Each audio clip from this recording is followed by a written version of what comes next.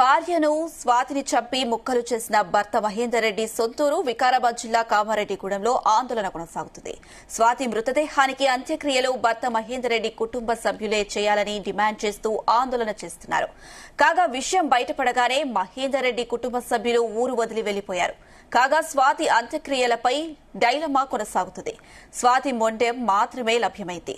ప్రస్తుతం అది గాంధీ మార్చురీలో ఉంది. కాగా మృతదేహానికి సంబంధించిన మిగిలిన భాగాలు దొరికిన తర్వాతే అంత్యక్రియలు నిర్వహిస్తామంటున్నారు స్వాతి బంధువులు.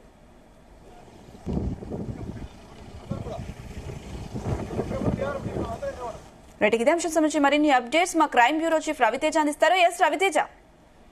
వికారాబాద్ జిల్లా కామారెడ్డిగూడెంలో ఉద్రిక్త పరిస్థితులు నెలకొన్నాయి. నిన్న మేడిపల్లి పోలీస్ స్టేషన్ పరిధిలో జరిగినటువంటి హత్య కేసులో తీవ్ర హత్యకు గురైనటువంటి స్వాతి మృతదేహం కోసం తీవ్రంగా ప్రయత్నం చేసినప్పటికీ వాటర్ ఫ్లోటింగ్ ఎక్కువగా ఉండడంతో ఆ మూసీలో ఈ శరీర విడిభాగాలన్నీ కొట్టుకుపోయినట్టుగా కూడా పోలీసులు నిన్న మీడియా సమావేశం ముందు అఫీషియల్ గా ప్రకటించడం జరిగింది. ఉన్నటువంటి మృతదేహానికే పోస్ట్మార్టం నిర్వహించి ఆ పోస్ట్మార్టం పూర్తయిన తర్వాత కుటుంబ సభ్యులకు తిరిగి ఆ మృతదేహాన్ని అందజేస్తున్నట్టుగా తెలుస్తుంది. కానీ స్వాతి కుటుంబ సభ్యులు మాత్రం మొత్తం బాడీలో ఉన్నటువంటి శరీర అవయవాలన్నీ ఉంటేనే మేము పోస్ట్మార్టం పూర్తయిన తర్వాత ఈ అంత్యక్రియలు మా పద్ధతిలో మేము నిర్వహిస్తామంటూ మాత్రం గ్రామస్తులంతా కూడా ఏకమై కామారెడ్డిగూడెంలో ఈ స్వాతి ఇంటి పక్కకు ఆనుకున్నటువంటి మహేందర్ రెడ్డి కుటుంబ సభ్యులే చంపినటువంటి తన భర్తనే ఈ అంత్యక్రియలు చేయాలి, అప్పటి వరకు మేము ఈ శవాన్ని ఈ రకంగానే రోడ్డు పైన పెడతాము తప్ప వారి కుటుంబ సభ్యుల సమక్షంలోనే ఈ అంత్యక్రియలు చేయాలంటూ కూడా పట్టుబడుతూ వీరంతా కూడా ఏక నిర్ణయం తీసుకొని గ్రామస్తులంతా కూడా ఇక నుండి మహేందర్ రెడ్డి కుటుంబాన్ని ఎట్టి పరిస్థితుల్లో గ్రామానికి రానివ్వకూడదు, ఆ ఇంట్లోకి ఎవరిని కూడా అడుగు పెట్టకూడదు అంటూ కూడా వీళ్ళు కళాఖండిగా ఒక నిర్ణయాన్ని తీసుకొని ఈ డిసిజన్ కి వచ్చినట్టుగా తెలుస్తోంది. గ్రామ ప్రాంతంలో మొత్తం తీవ్ర ఆవేశంతో గ్రామస్తులు ఉన్నట్టుగా తెలుస్తుంది. మహేందర్ రెడ్డి కుటుంబ సభ్యులను ఎట్టి పరిస్థితుల్లో గ్రామం లోపలికి రానివ్వము అంటూ మాత్రం పెద్ద మొత్తంలో వీళ్ళు ఆందోళన వ్యక్తం చేయబోతా ఉన్నారు. ఇప్పటికే పోలీసు బలగాలు కూడా ఆ ఇంటికి చేరుకుని ఆ ఇంటి సమీపంలో ఎవరిపైన దాడులు చేసుకోకుండా శాంతియుతంగా ఈ దహన సంస్కారాలు చేసేటువంటి ప్రయత్నాలు ఒక పక్క జరుపుతా ఉన్నారు. ఈ తల భాగం ఇంకా దొరకకపోవడంతో పోలీసులు ఫోరెన్సిక్ నిపుణులకు ఆ రక్త నమూనాలు సేకరించి టెస్ట్ కోసం పంపించినట్టుగా తెలుస్తుంది. ఆ రిపోర్ట్స్ ఆ వివరాలన్నీ కూడా తిరిగి మళ్ళీ పోలీసులు సేకరించి కుటుంబ సభ్యులకు తెలియజేయనున్నారు. శరీరంలోని కొన్ని భాగాలు ఇప్పటికే మిస్ అయి ఉన్నాయి. ఆ శరీర భాగాలన్నీ కూడా ఆ మూసి ప్రాంగణంలో పడేయడంతో ఆ వాటర్ ఫ్లో కారణంగా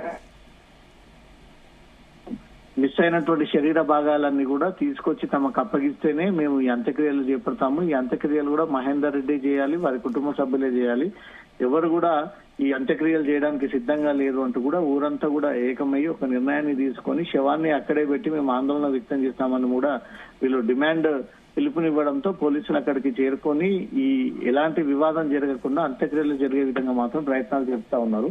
కుటుంబ సభ్యులు కూడా ఈ మహేందర్ రెడ్డి గతంలో తన చిన్న కూతుర్ని కూడా వేధించారు. కాలేజ్ సమీపానికి వచ్చి అనేక సార్లు తను వేధించసాగాడు.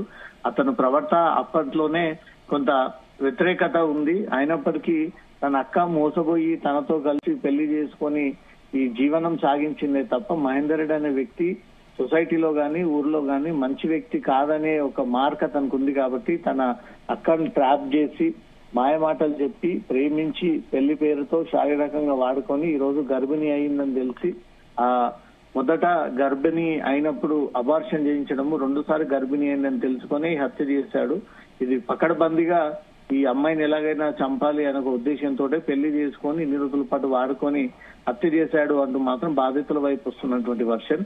పోలీసులు నేను క్లియర్ గా ఎందుకు చంపాల్సి వచ్చింది, ఎలా చంపాడు అంటూ ఆ వివరాలన్నీ కూడా మీడియా ముందు ప్రవేశపెట్టారు. ఇప్పుడు పోస్ట్మార్టం తర్వాత మృతదేహాన్ని అప్పగించిన తర్వాత కుటుంబ సభ్యులు పూర్తిగా మాకు శరీరంలో ఉన్నటువంటి భాగాలను ఇస్తేనే మేము ఈ అంత్యక్రియలు జరుపుతాము, అది కూడా మహేందర్ రెడ్డి చేతుల మీదనే ఈ అంత్యక్రియలు జరగాలంటూ మాత్రం పట్టుబడుతూ వీళ్ళు ఆందోళన వ్యక్తం చేస్తున్నట్టుగా తెలుస్తుంది. అనుష. రవితేజ, అయితే స్వాతి బాడీలో మొండెం ఒక్కటే మిగిలింది. మరి ఆ స్వాతి శరీర భాగాన్ని ఎప్పటి వరకు ఆమె కుటుంబ సభ్యులకు అప్పగించే అవకాశం ఉంది?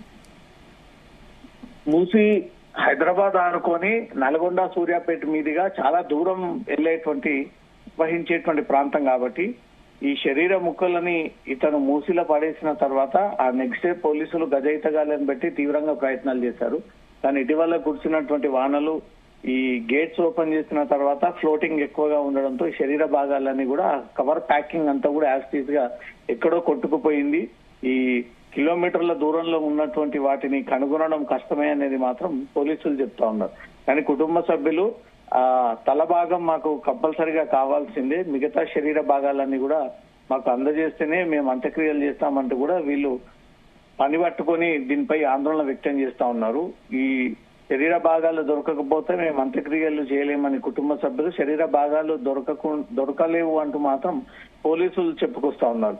ఈ మృతదేహంతో గ్రామంలోకి వెళ్తే మాత్రం గ్రామస్తులంతా కూడా ఒకే నిర్ణయంతో రోడ్డు పైనే పెట్టేసి మేము ధర్నా చేస్తాము, పోలీసులు శరీర భాగాలని వెతికి మాకు ఇవ్వాలి, ఈ అంత్యక్రియలు మహేందర్ రెడ్డే చేయాలి, మహేందర్ రెడ్డి కుటుంబ సభ్యులే, వాళ్ళు ఒక అమ్మాయిని ఇంట్లో నుంచి తీసుకున్నప్పుడు ఆ బాధ్యత అంతా వారే కాబట్టి వారి సమక్షంలోనే జరగాలి ఇదంటూ మాత్రం కుటుంబ సభ్యులు గ్రామస్తులంతా కూడా ఒక నిర్ణయానికి వచ్చారు. కాబట్టి ఏం జరుగుతుంది నెక్స్ట్ అనేది మాత్రం వికారాబాద్ జిల్లా కామారెడ్డిగూడెంలో మాత్రం టెన్షన్ పరిస్థితి నెలకొన్నట్టుగా కనబడుతోంది. Right Raviteja, thank you.